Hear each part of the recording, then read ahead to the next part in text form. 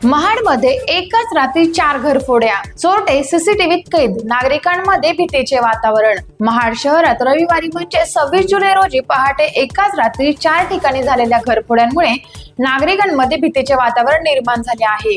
किल्ले रायगड मार्गावरील नातेखिंड येथील रायगड सिटी मधील 2 बंद फ्लॅट आणि प्रभाग कॉलनीतील 2 बंद बंगल्यांच्या अज्ञात चोरट्यांनी लक्ष केले।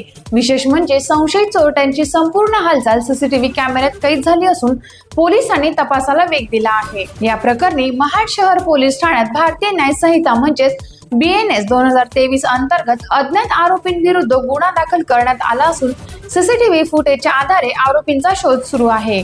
दरम्यान प्रभात कॉलनीतील 2 बंद बंगल्यांमध्ये ही चोरी झाल्याचे समोर आले असून संबंधित घर मालक बाहेर गावी असल्याने चोरीच्या स्वरूपाची नेमकी माहिती अद्याप स्पष्ट झालेली नाही।